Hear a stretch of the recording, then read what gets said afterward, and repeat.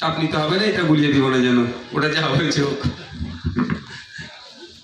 আমরা সরকারের কাছে প্রস্তাব রেখেছি যে কৃষক বন্ধুদেরকে বিজ্ঞানসম্মতভাবে চাষ করার ট্রেনিং দেওয়া হোক।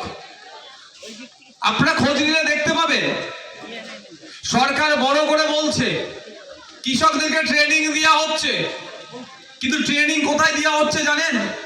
ব্লকে ট্রেনিং দেওয়া হয়, হয়তো বছরে একদিন ডাকে, কিছু কৃষককে ডেকে নিয়ে যায়, ভালো একটু জামা কাপড় পরে যায়, গিয়ে বসে থাকে, ব্যানার লাগিয়ে দেয়, কোন অফিসার এসে বড় কিছু ভালো ভালো কথা বললো, 10টা কথা বললে তার মধ্যে 11টা ইংলিশে বলবে। স্বাভাবিকভাবে কৃষকরা ভাই অত ইংলিশ বুঝবো কিভাবে, ভাবছি আমরা বিশাল কিছু হয়ে যাচ্ছে। ভালো একটা ছবি তুললো, খুব বেশি একটা হলে খাবারের প্যাকেট দিল, বলে কৃষকদের ট্রেনিং হয়ে গেছে। আমরা প্রস্তাব রেখেছি সরকারের কাছে, কৃষকদের এলাকাতে এসে, জমির ধারে এসে কৃষকদেরকে কৃষকের ভাষা দিয়ে বিজ্ঞানসম্মতভাবে ট্রেনিং এর ব্যবস্থা করতে হবে। এই দাবি আমরা সরকারের কাছে রেখেছি। আমাদের বক্তব্য সামান্য একটা উদাহরণ দিলে আপনারা বুঝতে পারবেন। আমাদের মধ্যে যারা মাছ চাষ করে, আমিও জানতাম 10 কিলো হয়তো মাছ আছে, মাছ পুকুরে আছে বা চাষ যেখানে করছি, মাছ খেয়ে খাবার খেয়ে তাড়াতাড়ি বাড়বে, 15 কিলো খাবারের দিয়ে দিলাম যে তাড়াতাড়ি এতে খেয়ে মাছটা বড় হবে, তাড়াতাড়ি বিক্রি করব। কিন্তু বিজ্ঞানসম্মতভাবে যদি আপনি মাছ চাষ করতে চান, সায়েন্স বলছে 10 কিলো খাবার থাকলে, 10 কিলো মাছ থাকলে 2 কিলো মাছের খাবার দিতে বলছে, তাহলে মাছটা দ্রুত বাড়তে পারে। আর আমরা আমাদের বিজ্ঞানসম্মতভাবে না চাষ করার ফলে 10 কিলো মাছ থাকলে 15 কিলো মাছকে খাবার দিয়ে দিচ্ছি, তাহলে 13 কিলো মাছের খাবারের এক্সট্রা দাম আমি গরিব মৎস্যজীবী আমার চলে যাচ্ছে। এক্ষেত্রে আমাদের টাকা অনেকটা বেরিয়ে যাচ্ছে, মাসিক গড় আয় আমাদের কমে যাচ্ছে। ঠিক সার দেওয়ার ক্ষেত্রেও যতটুকু প্রয়োজন ততটুকুই না দিয়ে বেশি ফলনের আশাতে আমরা বেশি করে সার দিয়ে দিচ্ছি, আমাদের টাকা ওখানে চলে যাচ্ছে। তাই আমরা বলেছি বিজ্ঞানসম্মতভাবে চাষের, যাতে চাষ করতে পারে কৃষকদের তার ব্যবস্থা করতে হবে। কিন্তু সরকার সব করছে, ব্লকে ব্লকে ট্রেনিং দিচ্ছে, কি ব্লকে ডেকে নিয়ে গিয়ে যেখানে কৃষিকাজ হয়, যারা কৃষিকাজের সাথে যুক্ত তাদেরকে তাদের এলাকায় এসে করছে না। যাকে এই বিষয়ে আমাদের লড়াই আছে, আমরা লড়াইয়ে থাকবো। দ্বিতীয় কথা যেটা বলছি, কৃষিজ যন্ত্রপাতি আছে, সেগুলো অনেক সাবসিডিতে পাওয়া যায়, অনেক বিনামূল্যে পাওয়া যায়, কিন্তু এখানে যারা কৃষক আছেন কতজন জানেন? আমার মনে হয় জানা নাই। একটা কথা বলি, আমি সবার দীর্ঘায়ু কামনা করছি, কিন্তু যার জন্ম তার মৃত্যু হবে, এটা আমাদের সকলেরই জানা আছে। 60 বছরের ঊর্ধ্বে কোন কৃষক মারা গেলে তার পরিবার এককালীন 2 লক্ষ টাকা ক্ষতিপূরণ পায়।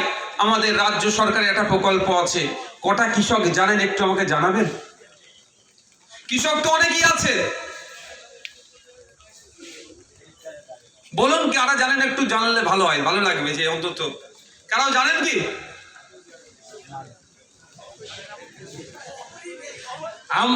কিন্তু আপনাদেরকে ট্রেনিং দিচ্ছে, আপনাদের ছবি তুলে বলছে সরকার খুব কাজ করছে ভালো। আমরা অবশ্যই আমি আমার কথা বলছি, আগে আমার অবস্থানটা ক্লিয়ার করে নিই। আমি চোখ কান বুঝে সরকারের বিরোধিতার পক্ষে নয়, আমি বিরোধী বিধায়ক হতে পারি, আমি চোখ কান বুঝে শুধুই বিরোধিতা করবো ওটা নয়। আমি মনে করি একজন দায়িত্বশীল বিরোধী বিধায়ক, সরকার যেটা চলছে ভালো যেটা হচ্ছে সেটার গুণগান গাইব, সাথে সাথে যেগুলো খারাপ হচ্ছে সেইগুলোকে ধরিয়ে দিয়ে ভালো কিভাবে হয় তার প্রস্তাব রাখবো, আমি সেটা নিজেকে মনে করি, আর সে কাজটা আমি করে যাচ্ছি। এখানে বলুন যারা আছেন, আমাদের এলাকায় অনেক কৃষক আছে 60 বছরের নিচে মারা গিয়েছে, কতজন ক্ষতিপূরণটা পেয়েছে? 2 লক্ষ টাকা তার পরিবার পিছু ক্ষতিপূরণ পাবে কোনো কৃষক মারা গেলে। বা কোনো কৃষকের যদি 60 বছরের ঊর্ধ্বে বয়স হয়, এককালীন সে 1000 টাকা, মাসিক সে 1000 টাকা করে কৃষক বার্ধক্য ভাতা হিসাবে ফার্মার ওল্ড এজ পেনশন পাবে। এগুলো আমাদেরকে দেওয়া হয় না, আমাদেরকে জানানোই হয় না, কিন্তু যখন আমরা প্রশ্ন করি তার ডেটা অনেক দিয়ে দেয়। ফলে আমরা কি দেখেছি, অনেক সময়ে যার কৃষিকাজের সাথে কোনোভাবেই যার সম্পর্ক নয়, কোনোদিন সে মাঠের ধারে যায়নি, সে ক্ষমতা দেখিয়ে ক্ষমতার অপব্যবহারে ওগুলো তুলে খাচ্ছে। আর প্রকৃত কৃষক তার অধিকারকে সে পাচ্ছে না, অ্যাওয়ার না হওয়ার জন্য, না জানার ফলে তার অধিকারগুলো লুট হয়ে যাচ্ছে। এই অসময়ে বৃষ্টির ফলে আমি দেখছিলাম কদিন আগে হঠাৎ বৃষ্টি হলো, বেশ কয়েকটা জায়গার কৃষক সুসাইড করেছে। আমি কৃষক বন্ধুদের অনুরোধ করছি, আপনারা জানেন কৃষক যে ফসলের জন্য বীমা আছে, আপনাদের টাকা লাগবে না, রাজ্য সরকার ওর জন্য বীমা করায়। শুধু সময়ে সময়ে গিয়ে আপনারা সেগুলোকে ফর্ম ফিল আপ করে জমা দেবেন। এখানে যারা কৃষক আছেন আমি আপনাদেরকে আমি অনুরোধ করব, সময়ে অসময়ে অতিবৃষ্টির কারণে অনাবৃষ্টির কারণে যদি ফসল নষ্ট হয়ে যায়, টেনশন বা ঘাবড়াবার কোনো জায়গা নাই। অনেকে দেখছি সুসাইড করেন, পেপার পত্রিকাতে আসে, আমি তাদেরকে অনুরোধ করছি, আরে আপনাদের মেহনতের জন্য, আপনাদের মাথার ঘাম মাটিতে ফেলার জন্য পশ্চিম বাংলার অর্থনীতির চাকা ঠিকভাবে ঘুরছে, তো আপনার ফসল নষ্ট হলে সরকারের দায়িত্ব ক্ষতিপূরণটা আপনাকে ব্যবস্থা করতে হবে, তারও পলিসি রাজ্য সরকারের আছে। শুধু আপনারা জানার অভাবে আপনাদের ক্ষতিপূরণ অন্যজন তুলে খাচ্ছে, আর আপনারা অনেক ক্ষেত্রে হাউতাশার মধ্যে গিয়ে সুসাইড করে নিচ্ছেন। অনুরোধ করব, আপনারা এ ধরনের ওই পথ বেছে নেবেন না।